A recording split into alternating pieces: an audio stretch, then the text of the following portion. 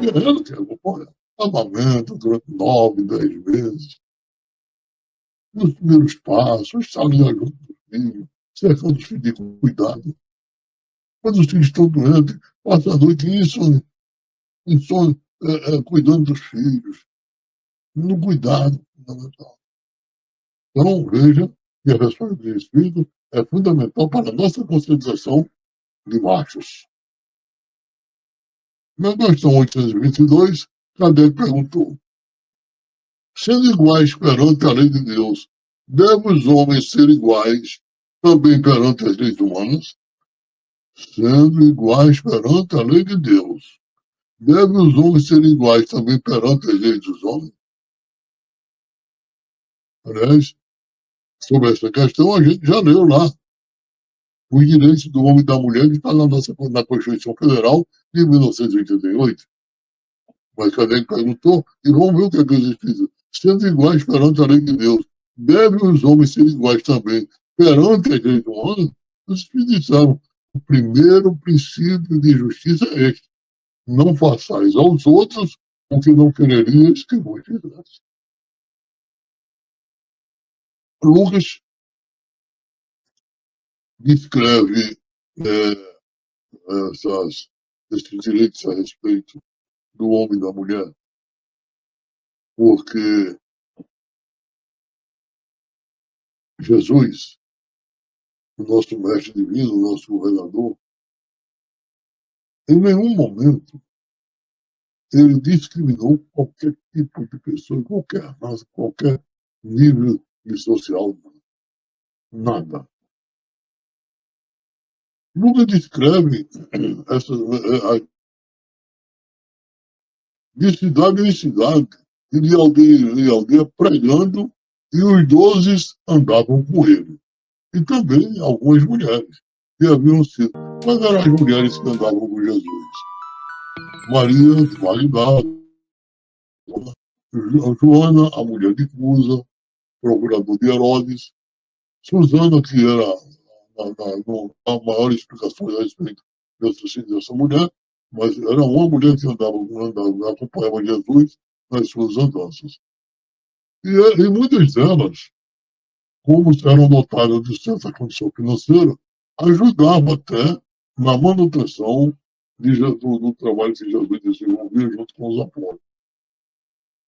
E ainda mais, na crucificação, quando Jesus foi crucificado, todos os apóstolos o abandonaram, com exceto de um rapazinho de pouco mais de 20 anos, que era João.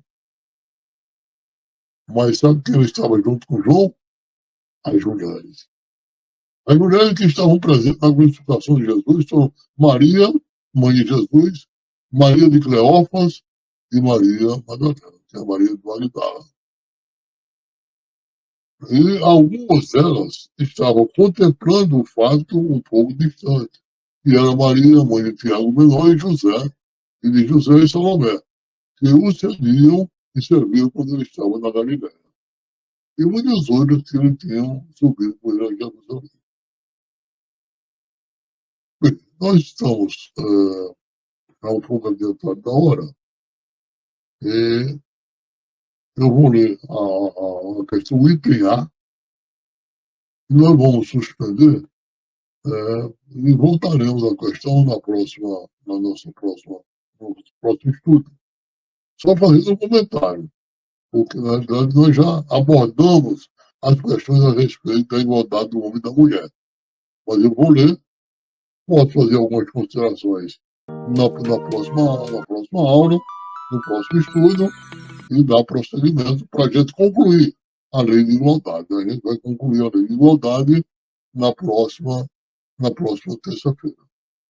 Então, nessa questão, na questão 822, item A, Kardec perguntou assim: assim sendo, uma legislação, para ser perfeitamente justa, deve consagrar a igualdade dos direitos do homem e da mulher? Assim sendo, uma legislação, para ser perfeitamente justa, deve consagrar a igualdade do direito do homem e da mulher. Nós já vimos isso no início do nosso estudo, que lá está contemplado na Constituição Federal de 1988. Né? Mas aí, corroborando os espíritos, diz, olha, dos direitos sim, das funções, não, das funções do homem e da mulher, permanentes os orgânicos, são distintos. Né? Mas isso não significa que haja inferioridade de um em relação ao outro. Continuando. Precisa que cada um esteja no lugar que lhe compete. Ocupe-se do exterior o homem e do interior a mulher, cada um de acordo com a sua aptidão. A lei humana, para ser equitativa, deve consagrar a igualdade dos direitos do homem e da mulher, Constituição Federal. Todo privilégio a um ou a outro concedido é contrário à justiça, é contrário à Constituição Federal. A emancipação da mulher acompanha o progresso da civilização. Sua escravização marcha a par com a barbaria. O sexo, além disso, só existe na organização física. Os sexos, além disso, só existe na organização física, visto que os espíritos podem encarnar num e no outro. Sobre este aspecto, nenhuma diferença há entre eles. Deve, por conseguinte, gozar dos mesmos direitos. Isso é interessante, que ele corrobora aquilo que a gente falou um pouco antes sobre o espírito. Então, na minha escala evolutiva, eu passo por muitas experiências. Então, eu posso vir numa determinada existência, metido num corpo de mulher, para exercer funções dos quais eu desconhecia quando eu encarnei como homem. E vice-versa. É? Então, a gente, com isso, a gente conclui o nosso estudo da noite de hoje, mas eu gostaria de enaltecer a mulher, de colocar a mulher num patamar bem alto. E, nesse ponto, eu gostaria de ler um trecho do livro de Miguel Cervantes, Dom Quixote de La Mancha. Admirável sobre todos os aspectos, a obra de Miguel de Cervantes, que viveu de 1547 a 1616. Dom Quixote de La Mancha, onde, num diálogo entre Dom Quixote e Sancho Panza, Cervantes evidencia a importância da mulher, sobre todos os aspectos, uma exaltação à mulher nesse extremo. É um diálogo entre Dom Quixote e Sancho Panza, evidentemente escrita por Cervantes.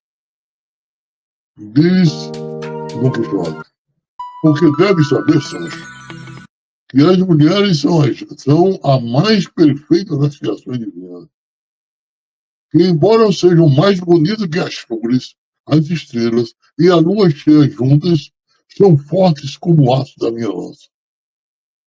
Por isso, Sancho, é necessário entre os cavaleiros que devemos estar prestes às suas privações, amá-las, cuidá-las como a menina dos teus olhos, porque o nosso mundo sem elas, sem dúvida, estaria completa e irremediavelmente perdido.